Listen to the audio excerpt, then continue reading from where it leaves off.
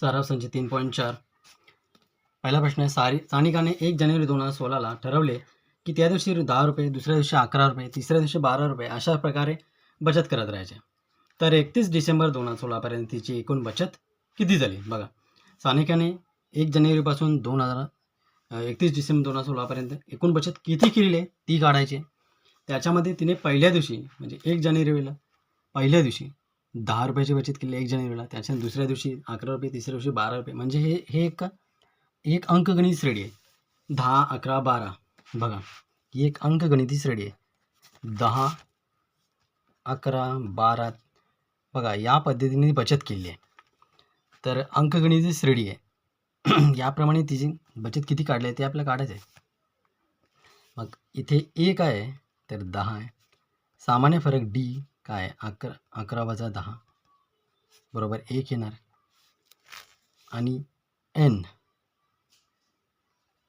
366 येणार. 366 दिवसांची आपल्याला बचत काढायची आहे.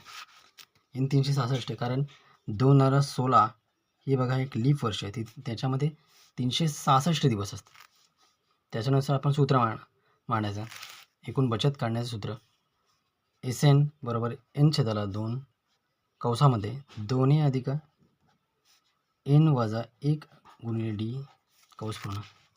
एस एन म्हणजे एस 366 बरोबर एन 366 छेदाला 2 गुणिले ए म्हणजे 10 अधिक कौसात एन 366 वजा 1 गुणिले डी म्हणजे 1 कौस पूर्ण बरोबर 366 छेदाला 2 म्हणजेच 183 कौसामध्ये 20 अधिक 366 वजा 1 365 गुणिले 1 बरोबर 183 कौसात 20 अधिक 365 गुणिले 1 365 बरोबर 183 कौसामध्ये 20 अधिक 365 म्हणजेच 385. 385 गुणिले 183 होतात 183 गुणिले 385चा गुणाकार करू आपण. गुणाकार केल्यानंतर गुणाकार होईल 70,455. म्हणजेच ही सानिकाने 31 डिसेंबर 2016पर्यंत केली एकूण बचत आहे.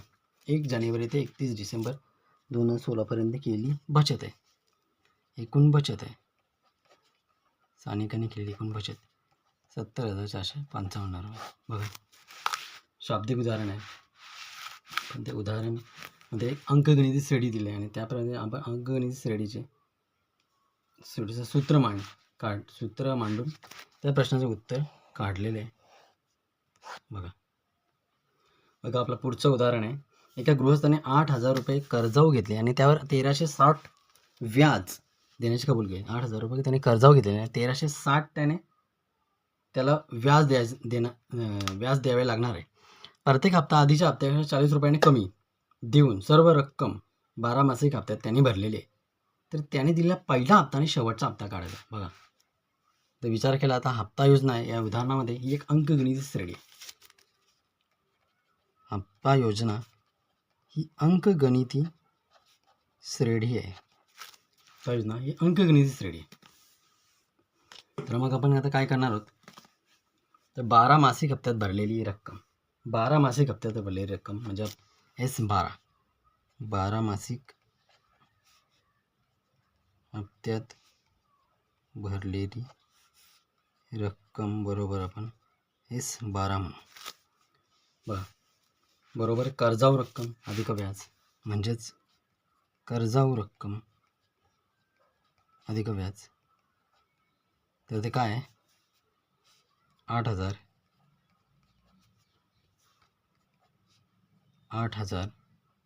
अधिक 1360 टोटल होते 9,360 म्हणजे S12 हप्त्यांनी किती रक्कम त्यांनी भरली 9,360. हप्ते किती हप्त्यांची रक्कम म्हणजे N12 हप्त्याची रक्कम हप्त्यांची संख्या 12. आता प्रत्येक हप्ता आधीच्या हप्त्यापेक्षा 40ने कमी आहे म्हणजेच डी.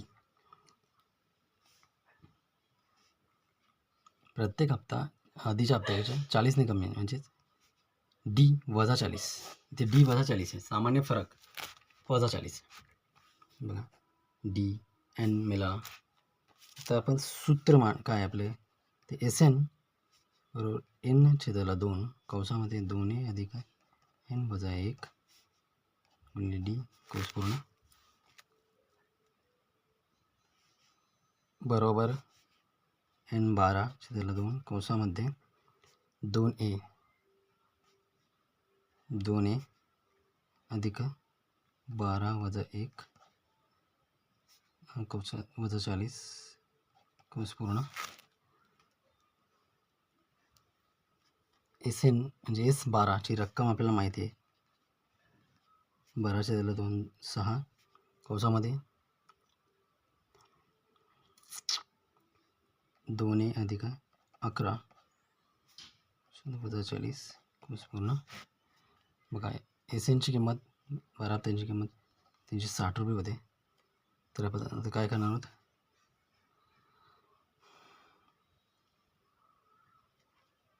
सहा कौसामध्ये 2a अधिक 11 वजा 40चा आपण गुणाकार केला तर येईल तो वजा 440 म्हणजेच 9 वजा 360 और 6 कौसात 2a वजा 440. बघा म्हणून काय करणार होतं आपण 9 वजा 360 6 इकडे गेल्यानंतर भागिले झाले बरोबर 2a वजा 440. बघा 9 वजा 360 भागिले 6 1560 बरोबर 2a वजा 440. बघा 1560 बरोबर 2a वजा 440. तर 1560 अधिक 440 बरोबर 2a. 1560 अधिक 440 2000 बरोबर 2a. 2000 छेदाला 2 बरोबर a म्हणजेच 1000. पहिला हप्ता मिळाला आहे ए म्हणजेच पहिला हप्ता तो आपला 1000 मिळाला आहे. टी एनचं का सूत्र आहे आपला टी एन बरोबर ए अधिक एन वजा 1 गुणिले डी टी 12 1000 एन वजा 1 12 वजा 1 गुणिले डी वजा 40 बघा बरोबर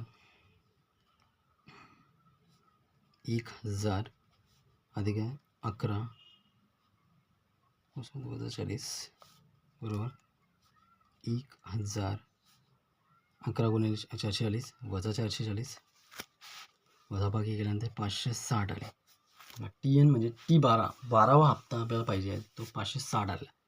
बघा याच्यामध्ये 12वा हप्ता काढण्यासाठी टी एनचं सूत्र आणलं म्हणजे पहिला हप्ता काय पहिला हप्ता काढला 1000 त्याच्यानंतर 12वा हप्ता म्हणजे शेवटचा हप्ता 560. प्रत्येक हप्त्याने 40 रुपये कमी द्यायचा. बघा 560 अधिक 40 म्हणतात ना 1000. बघा